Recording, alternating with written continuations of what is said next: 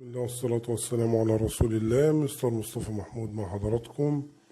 النهاردة هنكمل مع بعض سلسلة الترم الثاني جريد 6 الصف السادس يونت 7 الوحدة السابعة زو أنيمالز اسكيب هروب حيوانات الحديقة. النهاردة هناخد لسون 1 الدرس الأول، وزي ما احنا شايفين ومتعودين الستبس بتاعتنا الخطوات. Number 1 conversation محادثة. Number 2 main vocabulary المعاني الرئيسية. Number 3 verbs الأفعال.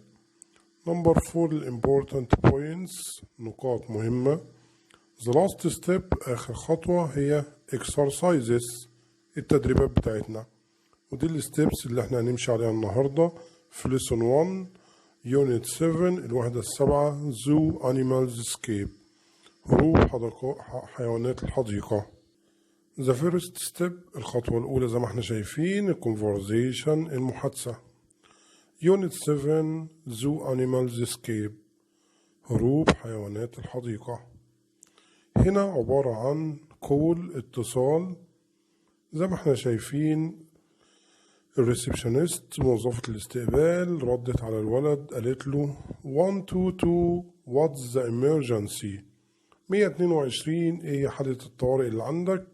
رد عليها قال لها help النجدة there is something in my garden there is something in my garden يوجد شيء ما في حديقتي. ردت عليه في picture number 2 what is it ايه هو. I think it's a wild animal أنا أعتقد إنه حيوان بري متوحش. I can see its eyes أنا شايف عينيه دلوقتي. ردت عليه قالت له ابتدت تجمع الانفورميشن معلومات عنه. What's your name and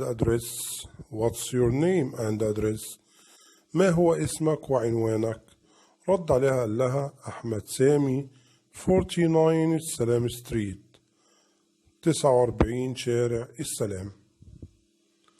فابتدت تسأله أسئلة كده معينة بتقول له Are your parents home زي ما تعودنا إن are في الأول يبقى معناها هل، فهي بتسأله هل والديك في المنزل.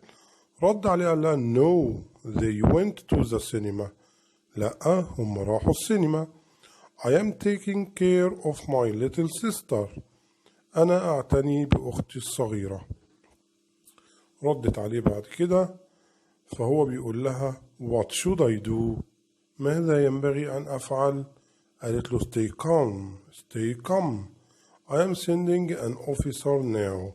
خلي بالنا كلمة calm ليها نطقين، ممكن أقول calm وانطق ال وممكن تبقى ال silent تبقى calm. stay calm ابقى هادئا I am sending an officer now أنا هبعت لك ضابط دلوقتي. الضابط راح زي ما هي قالت له. فأول ما دخل وهو داخل لقى الوايلد أنيمال راح جايبه في إيديه وهو داخل وبيسأل الولد Is this the wild animal هل ده هو الحيوان المتوحش اللي انت قلت عليه. طبعا الولد كان very embarrassed كان محرج جدا. قال له sorry officer I'll take him أنا آسف حضرة الضابط أنا هأخذه. ردت البنت قالت له Oh my dog يا ده الكلب بتاعي. ودي كانت الكونفرزيشن بتاعتنا النهاردة، وهو هنا بيدربني على الامرجنسي كول اتصال الطوارئ. ومن المحادثة بتاعتنا نطلع بالمين فوكاب المعاني الرئيسية. هنقولها واحدة كده واحدة مع بعض. زو أنيمالز اللي هي حيوانات الحديقة. escape هروب أو يهرب. emergency طوارئ. something شيء ما. garden حديقة المنزل. sister أخت. officer ضابط. wild متوحش أو بري. address عنوان. street شارع. parents والدين والتينا silent. little هنا في الكونفرزيشن بتاعتنا معناها صغير، وليها معنى تاني بمعنى قليل. بعد كده زي ما قلنا كلمة هادئ بتتنطق نطقين، ممكن أقول calm وممكن أقول calm، وهي دي كانت المين فوكابلري بتاعتنا. في بعض الأسئلة المهمة أو الإكسبريشنز التعبيرات المهمة اللي قابلتنا في المحادثة. لما أحب أعرف حالة الطوارئ اللي موجودة عندك أقول What's the emergency؟ What's the emergency؟ إيه هي حالة الطوارئ اللي عندك؟ لما أحب أسألك عن اسمك وعنوانك What's your name and address؟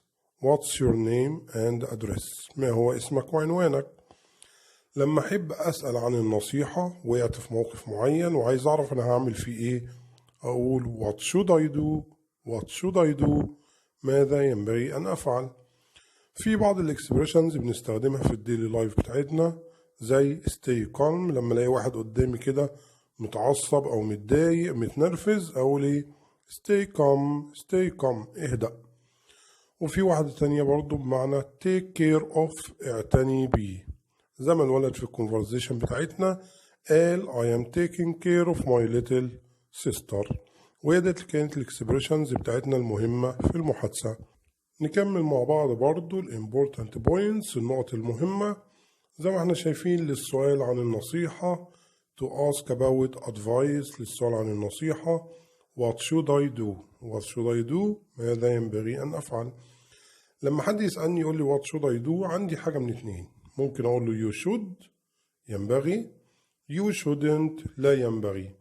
زي الإكزامبلز اللي عندنا you should stay calm ينبغي عليك أن تبقى هادئا، you shouldn't be nervous لا ينبغي عليك أن تكون متوتر أو عصبي.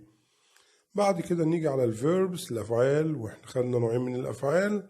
الأفعال اللي هي regular المنتظمة اللي بتتميز إن آخرها ed أو d أو ied، زي كلمة help helped stay stayed. والنوع التاني irregular غير منتظم بيتغير خالص، زي is was are were think thought. ونلاحظ ان جي اتش هنا silent see saw take took. عندنا برضو shall اللي هي معناها ينبغي، should send اللي معناها يرسل sent. وهي دي كانت الفيربس اللي عندنا. بعد كده نيجي للنقطة المهمة عندنا في conversation اللي هي خاصة بالجرامر. عندنا واحنا بنقرأ الكونفرزيشن بتاعتنا قابلنا كلمة كان، كلمة should، كلمة will، والإمبراتيف. الإمبراتيف اللي هو الأمر.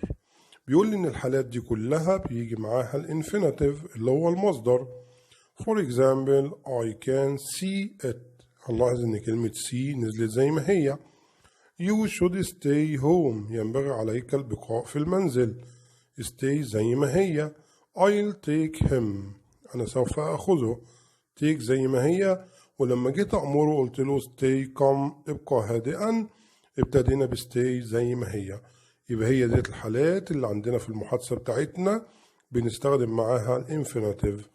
بعد كده بيقول لي إن لو am أو is أو are plus verb بيجي بعديها أي verb لازم يكون آخره ing، زي اللي جات لنا في المحادثة I am taking care of my sister أنا بعتني بأختي. taking آخرها ing.